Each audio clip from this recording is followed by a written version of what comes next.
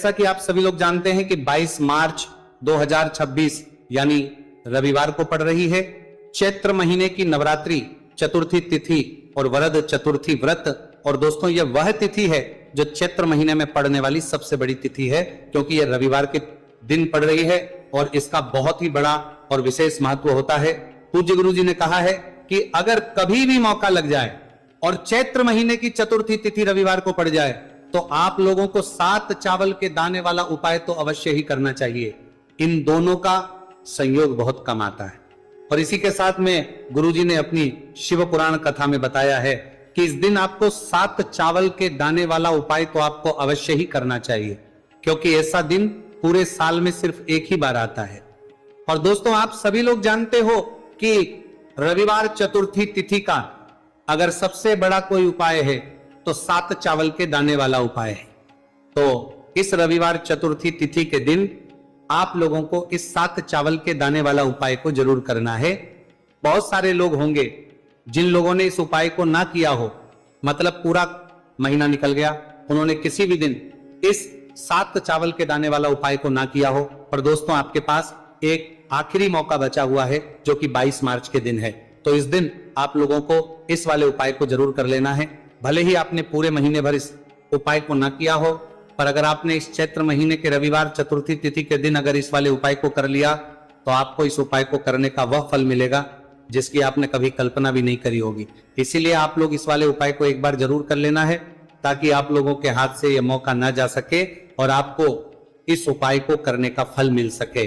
दोस्तों यह उपाय पंडित जी ने अपनी अभी की ही श्री शिव महापुराण की कथा में बताया है, जिस उपाय को आज हम आपको बहुत अच्छे से समझाने वाले हैं। इस वीडियो को देखने के बाद इस उपाय को के लिए आपको कोई और वीडियो को देखने की जरूरत नहीं पड़ेगी। तो चलिए दोस्तों उपाय को शुरू करते हैं। देखिए ये इस चैत्र महीने के रविवार चतुर्थी तिथि के दिन ये इतना खास होता है, इतना महत्वपूर्ण होता है। देखा गया है कभी कभी बड़े बड़े पूजा पाठ अनुष्ठान से जो मनोकामना पूर्ण नहीं होते, वह चैत्र महीने के रविवार चतुर्थी तिथि के दिन एक छोटे से उपाय करने से ही आपकी मनोकामना हो जाती है। और बहुत सारे लोगों ने इस उपाय को किया भी है और उनको इस उपाय को करने का फल भी जरूर मिला है। अगर आप लोग Shopping plans, movie night, they sound even better when you have an Axis Bank digital savings account. Get 500 rupees shopping voucher on your first debit card spend, 25% cash back on Flipkart and Ajio, and buy one get one on movie tickets on Book My Show. Open your Axis Bank digital savings account today. OPD में अक्सर मरीज हमसे पूछा करते हैं कि doctor साहब हमारे घुटनों में दर्द तो पर्याप्त है पर हम अगर आप लोग भी इस उपाय को करना चाहते हैं तो आप इस उपाय को पहले अच्छे से समझ लेना, सुन लेना, उसके बाद करना। आपको इस उपाय का फल जरूर मिलेगा। और इस उपाय को कर लेने से आपके घर में चाहे किसी भी प्रकार की दोहक और समस्या क्यों ना चल रही हो, आपको उसका कारण भी नहीं पता है कि भाई ये समस्या किस कारण से चल रही है। कुछ भी कारण हो सकता है, जैसे पितृदोष हो सकता है या किसी भी तरह का मंगल दोष भी हो सकता है। तो इस दिन आप लोगों को ये वाला उपाय कर लेना है। ये एक ऐसा उपाय है जिस उपाय को अगर किसी विशेष दिन पर किया जाए तो भाई उस विशेष दिन का जो है वह तो हमें मिलता ही मिलता है, पर हमने उस दिन पर इस उपाय को किया है तो हमें उससे भी बड़ा फल मिलता है, और फल बहुत जल्दी मिलता है, क्योंकि आप इस उपाय को बहुत ही बड़े और विशेष दिन पर कर रहे हो। तो अब उपाय के बारे में बात करते हैं, लेकिन उससे पहले आप लोगों को यह जानना आवश्यक है कि आखिर ये उपाय किस समय करना है, किसको करना है और कैसे करना है। तो चलिए हम आगे आपको वीडियो में एक एक करके बता देते हैं। लेकिन उससे पहले अगर आप लोग हमारे चैनल पर पहली बार आए हैं या फिर मेरी आवाज आज पहली बार सुन रहे हैं तो हमारे चैनल सब्सक्राइब जरूर कर लेना, और इस वीडियो को लाइक करके कमेंट बॉक्स में श्री शिवाय, नमस्तु भयम, ओम नमः शिवाय जरूर टाइप कर दें। तो दोस्तों इस 7 चावल के दाने वाला उपाय को हमें इस रविवार चतुर्थी तिथि के दिन कैसे करना है, किसको करना है, किस समय करना है और कहां पर करना है, ये सारे सवालों के जवाब आपको इस वीडियो में मिल जाएंगे। और जो ये वीडियो देखेगा भाई उसको 7 चावल के दाने वाला उपाय जरूर करना चाहिए, क्योंकि इस दिन एक चावल के दाने का भी बहुत ही बड़ा और विशेष महत्व होता है। और जब बात आ जाए 7 चावल के दाने वाला उपाय की तो ये सोने पर सुहागा वाली बात हो जाती है, और ये एक बहुत ही बड़ा उपाय हो जाता है इस रविवार चतुर्थी तिथि का। तो अब दोस्तों इस 7 चावल के दाने वाला उपाय को आखिर करना किसको है? सबसे पहले हम लोग वो बात जान लेते हैं। तो देखो, घर की जो बड़ी माताएं बहनें होती हैं, उन माताओं बहनों में से कोई भी एक बड़ी माता बहन इस वाले उपाय को कर सकती है। और दोस्तों, अगर आप चाहें तो अपने घर में से सभी सदस्यों को भी इस उपाय को सकते हैं। अगर किसी व्यक्ति की खुद की कोई मनोकामना है, खुद की कोई दुख और परेशानी है जो कि वह अपने लिए ही करना चाहता है इस वाले उपाय को, तो वह खुद अपने लिए भी कर सकता है। बाकी अगर कोई घर में से ऐसा है जो कि अपने पूरे घर परिवार की सुख और शांति के लिए ये वाला उपाय करना चाहता है, तो भाई वो भी कर सकता है, उसमें भी कोई दिक्कत वाली बात नहीं है। कहने का मतलब यह है कि इस उपाय को हर एक सदस्य भी कर सकता है और पूरे घर परिवार के लिए घर की बड़ी माताओं बहनों में से कोई एक माता बहन भी कर सकती है। माताएं बहनें अगर घर में उपस्थित ना हो या वही वाला उपाय ना कर पा रही हो, तो फिर घर का कोई बड़ा सदस्य भी 7 चावल के दाने वाला उपाय को कर सकता है, चाहे फिर वह पुरुष ही क्यों ना हो, उसमें कोई भी दिक्कत वाली बात नहीं है। अब दोस्तों, जो अगला प्रश्न निकल कर आता है वो ये आता है इस उपाय को लेकर कि आखिर इस उपाय को हमें किस समय करना है, सुबह के समय करना है कि शाम के समय करना है। तो देखो, इस वाले उपाय को आप लोग सुबह के समय भी कर सकते हो और शाम के समय प्रदोष काल में भी कर सकते हो। अब अगर आप पूछो कि भाई साहब सबसे उत्तम समय कौन सा रहेगा इस 7 चावल के दाने वाला उपाय को करने का, तो हम आपसे बस यही कहेंगे कि इस उपाय को आप सुबह के समय करेंगे तो ज्यादा बेहतर होगा। बाकी अगर प्रदोष काल शाम के समय भी करेंगे तो भी अच्छा होगा, उसमें कोई भी दिक्कत बात नहीं है। तो अब दोस्तों, जो अगली सबसे बड़ी और महत्वपूर्ण बात आती है वह यह आती है कि सुबह अगर हम उपाय को करेंगे तो हमें कितने बजे से लेकर कितने बजे तक के बीच में करना है, और शाम के समय प्रदोष काल में करेंगे तो हमें कितने बजे से लेकर कितने बजे के बीच में करना है। तो देखो, सुबह जितनी जल्दी हो सके आप उपाय को करने की कोशिश करना। बाकी अगर किसी कारणवश लेट भी हो जाओ, थोड़ी देर भी हो जाए, तो 10 या 11 बजे तक भी आप उपाय कर लेना, पर 12 बजे से ज्यादा देरी ना हो। ठीक है, इस बात का ध्यान रखना। उसके बाद में दोस्तों, अगर शाम के समय प्रदोष काल की बात करें, प्रदोष काल का जो समय है होता है वो शाम के 6 बजे से शुरू हो जाता है। मतलब शाम के 6 बजे से लेकर 7 बजे के बीच का जो समय होता है, यह समय प्रदोष काल का समय होता है। तो आप इस उपाय को 7 या 8 बजे के बीच में भी कर सकते हो। मतलब शाम के 6 बजे से रात 8 बजे के बीच में आप कभी भी इस वाले उपाय को कर सकते हो, उसमें कोई भी दिक्कत वाली बात नहीं है। देखिए दोस्तों, एक एक करते हुए हम उपायों को समझेंगे। सबसे पहला उपाय बहुत ही आसान सा उपाय है। देखो, यदि आपको ऐसा लगता है कि बाबा आपकी सुन ही नहीं रहे हैं, बाबा आपकी मनोकामना परिपूर्ण कर ही नहीं रहे हैं, आपने कई उपाय कर लिए, कई आप अपनी इच्छाएं महादेव के सामने रख दी, लेकिन आपकी मनोरथ जो है वह परिपूर्ण हो ही नहीं रही है, और आप चाहते हैं कि वह मनोरथ जो आप कई दिनों से बाबा से मांग रहे हैं वह परिपूर्ण हो जाए, तो आपके जीवन के दुहक तकलीफ है ये सब दूर हो जाए।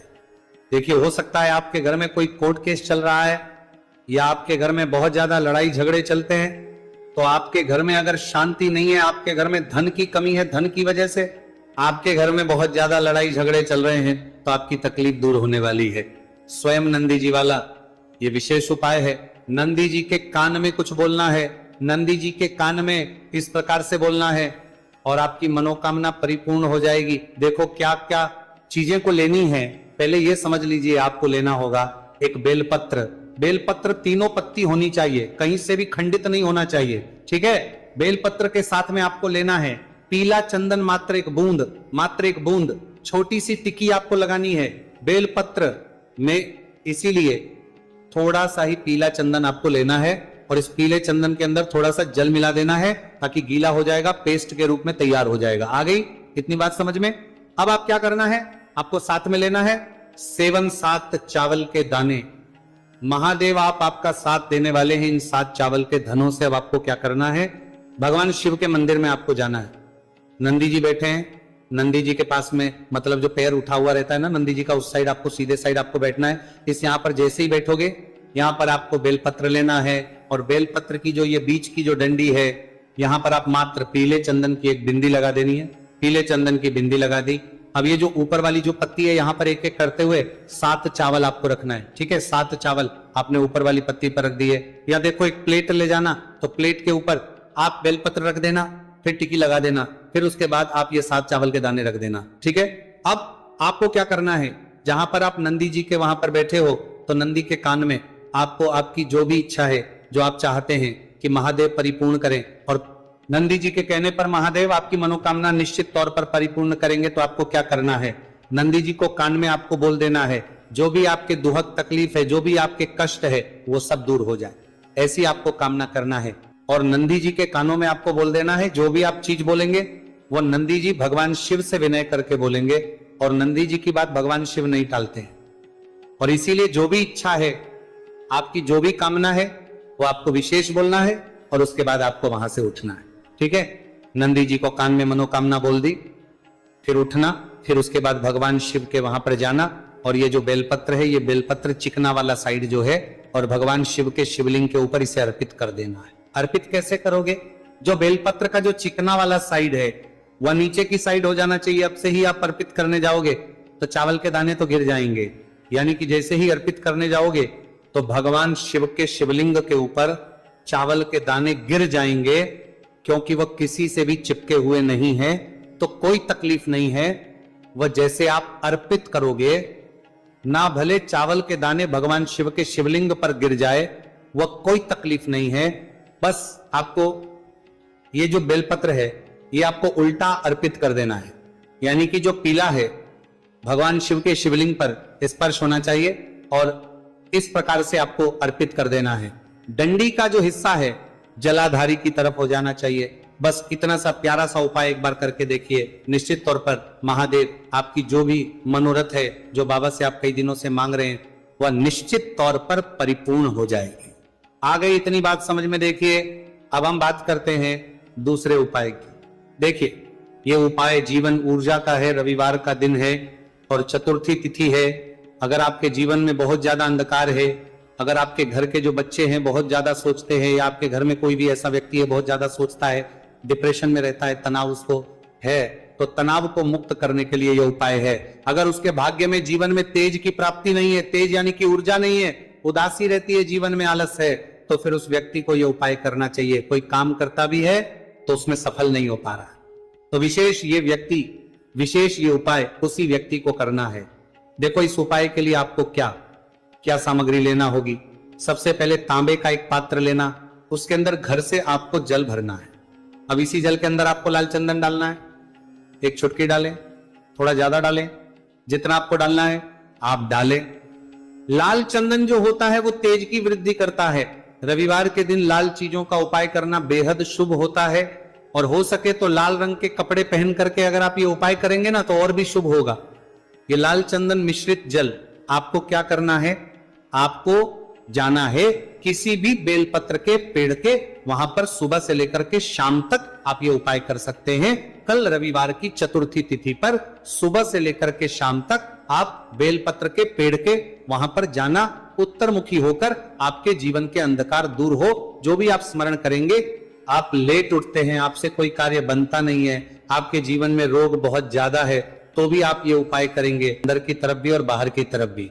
आपका मुख्य द्वार यानी कि लकड़ी का जो आपका दरवाजा है, ठीक है ना, वहां पर अंदर की तरफ भी हल्दी वाले पानी का छिड़काव करेंगे, और बाहर की तरफ भी छिड़काव करते करते जय श्री हरि विष्णु, जय महालक्ष्मी, ओम नमो भगवते वासुदेवाय नमः, ओम नमो भगवते वासुदेवाय नमः, इस मंत्र का जाप करते करते आपको इस हल्दी वाले पानी का पूरे घर छिड़काव करना है। इसके बाद एक गोलबाती का दीपक तैयार करेंगे श्री हरि विष्णु के लिए। शुद्ध घी इस दीपक में भरना है, और रोई की गोलबाती लगाकर देसी घी से भरकर यह दीपक तैयार करने के बाद आपको अपने घर के मंदिर में श्री हरि और मां लक्ष्मी के सामने लगाना है। ये उपाय करने से हमेशा सुख और वृद्धि में भी वृद्धि होती है, और हमेशा निरंतर आपके घर में धन का जो प्रभाव है वो बना रहता है। और कभी भी आपके घर में ऐसा नहीं होता है कि आज आपके घर में पैसा है और कल नहीं है।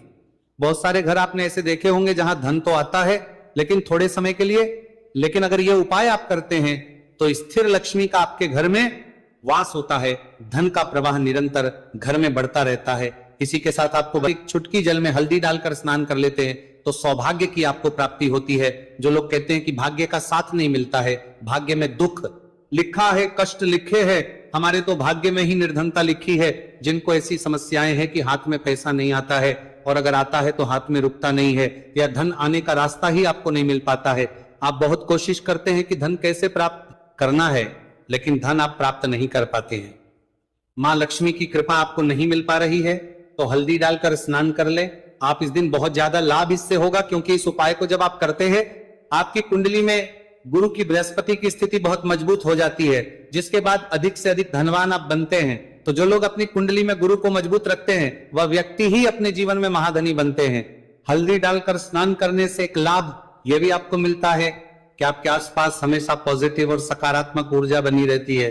बुरी शक्तियां, नेगेटिव एनर्जी, नजर दोष आपसे हमेशा दूर रहती है। अब देखिए, किसी को नजर लग जाती है तो वह व्यक्ति बहुत जल्दी नजर दोष, सकारात्मक ऊर्जा बनी रहती है, बीमार पड़ जाता है, जीवन में उसे बहुत ज्यादा कष्टों का सामना करना पड़ता है, धन हाथ में आकर चला जाता है। तो इसीलिए हल्दी डालकर स्नान करना ना भूलें। हल्दी डालकर अगर आपके घर में बहुत धन संपदा की कमी है तो रविवार के रविवार हल्दी डालकर स्नान करना आप स्टार्ट कर दें। હેલો ઇન્વેસ્ટિંગ માટે ઇન્ટેલિજન્ટ બનવું હોય તો વિટામિન B1, B6, B9, ઓ B12 હેલો ઇન્વેસ્ટિંગ માટે તારું એપ ઇન્ટેલિજન્ટ હોવું જોઈએ। Trading signal smart Discovery secure exit ask Angel. Investments in securities market are subject to market risks. Read all the related documents carefully before investing. Here's a look at my week on Facebook Gaming. Monday morning, I play puzzle games. On Tuesday, I choose racing games. Friday evening, I use groups to see what my friends want to play. Play the games you want and share with friends on Facebook Gaming.